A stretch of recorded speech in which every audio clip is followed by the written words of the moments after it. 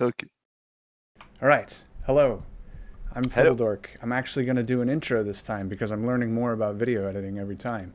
Um, Okay. I'm here with my guest, GetAmazed from One.PoinT. Wow, we sound legit now. Hopefully, our audio issues will be fixed for anybody catching this on YouTube or wherever it ends up being published. This is our second time recording this interview because I'm bad at video editing. So I fixed it now.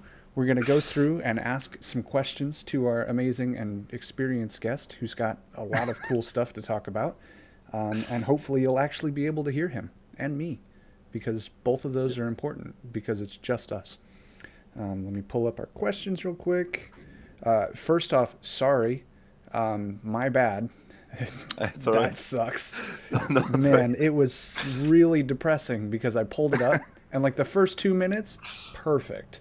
Like sounded great. But then you were like, oh, there's a little echo. And I'm like, yeah, I'll put on my headphones. But Yeah. when I did that and it pulled up like the headphone setting thing, whatever I clicked, broke it. Just utterly ruined it.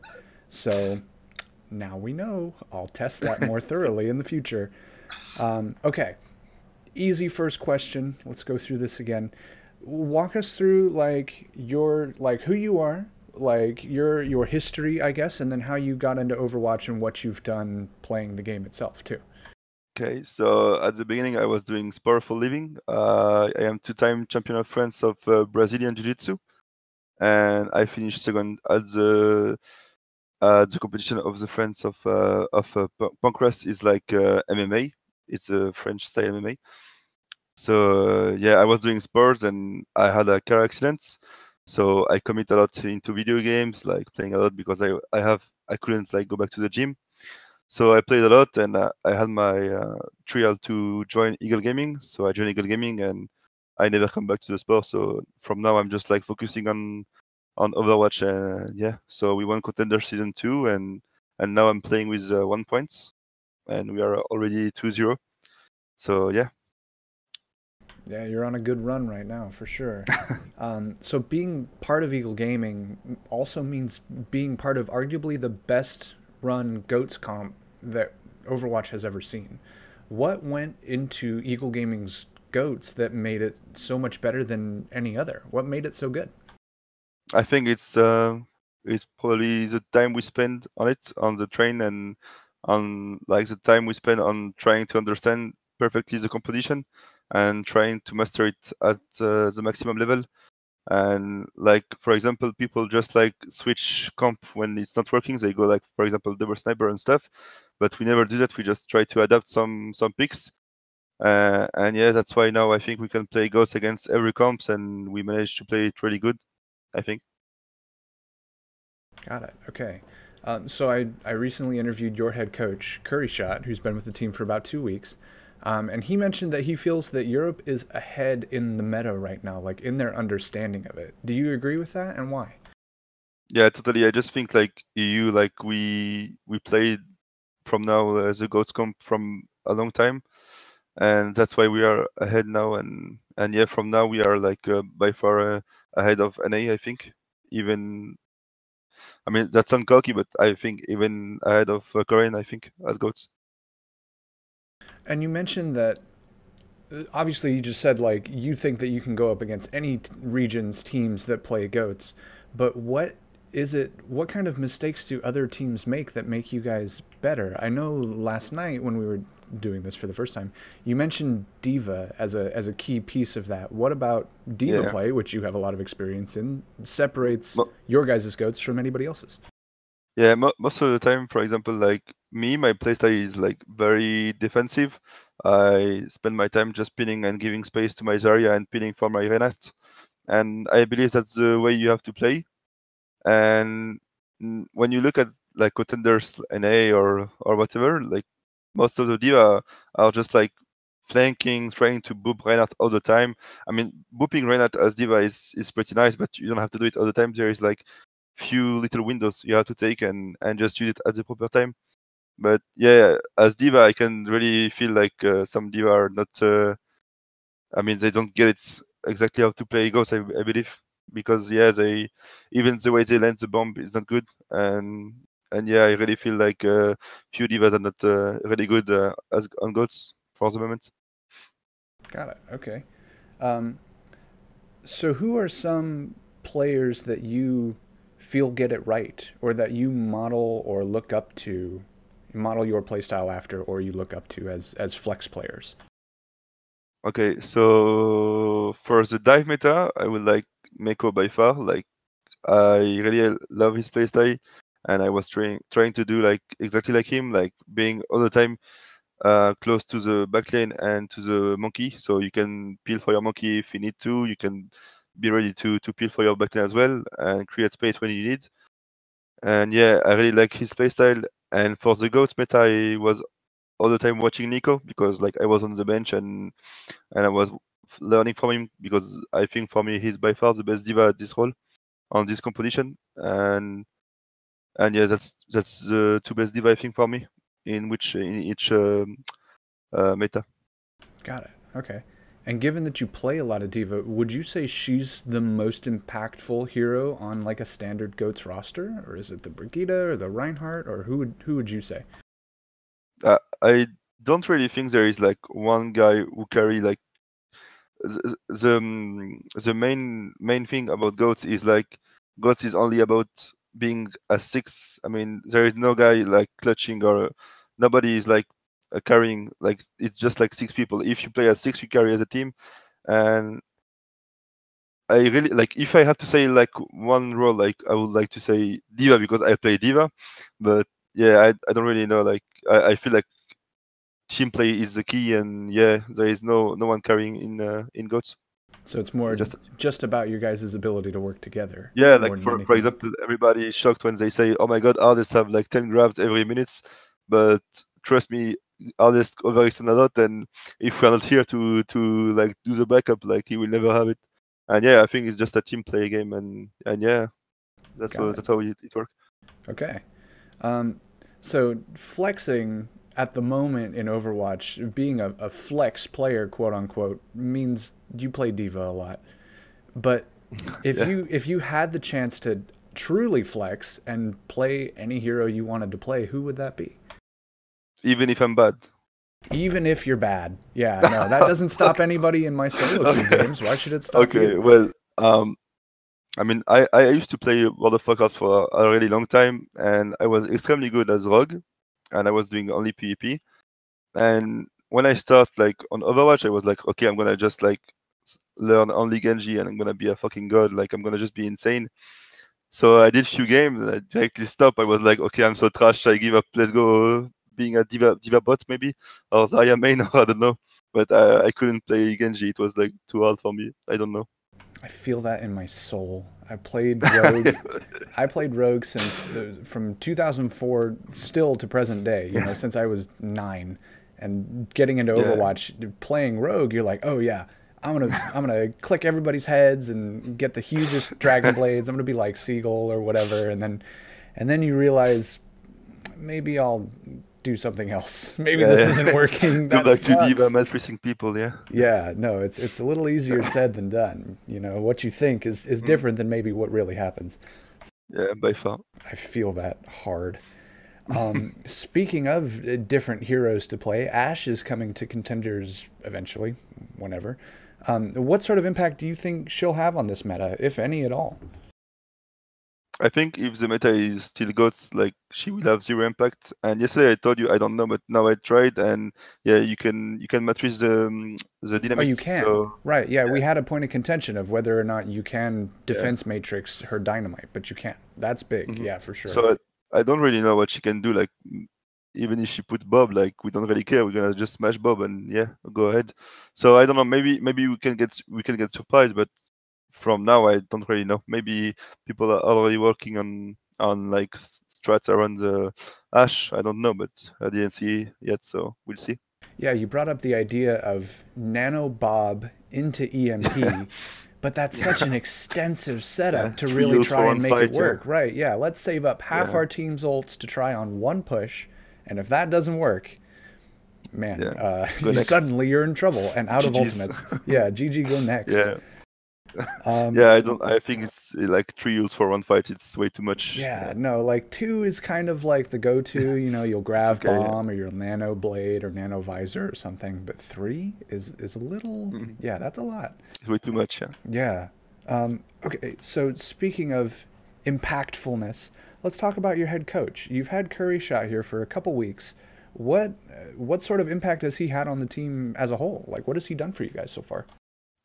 Uh, I really think like Kirishot is like the best coach we could have. Like Hardest and Pluk and me, we get used to have Fefe as coach, and Fefe, like even if he's extremely smart and he got a really big knowledge, um, he wasn't the guy who teach you how to play. He was like more like a coach in sport, like all the time telling you like keep it up or focus or like he reminds you to focus and like he's all the time like behind you like a big brother, you know. And I think that's how Killshot is with us, and that's pretty nice. I mean, we instantly tell him like we feel like we have the knowledge, and we just need a guy like who will give us the direction and tell us like, for example, if we start trolling or messing around, he just say focus guys, it's enough, or and stuff like that. And but he's still giving us like feedbacks after each map, so that's really nice. I really think he got a nice impact. Like, yeah, he's a great guy, and it's a real pleasure to play with him. Nice. So, Okay. Yeah, I remember us discussing basically the idea that he's more motivator than micromanager. yeah, You know, like he's not going to tell you to push right instead of left. He'll let you guys make yeah, that decision and pass or fail. But yeah, you guys are at the point now you were saying where you don't really need anybody to tell you how to play the mhm. game. Like you get that, and I Yeah. would hope you get We, that we, by we now. yeah we feel like we have this knowledge already, and like um we learn by ourselves. Like we watch a lot of VODs, and we don't really need a analyst to say like, okay guys, you should do that and do that. Like we all like every time when we miss something, we understand what we missed and why did we miss it. So we learn really fast and yeah by ourselves. So that's really nice. Got it. Okay.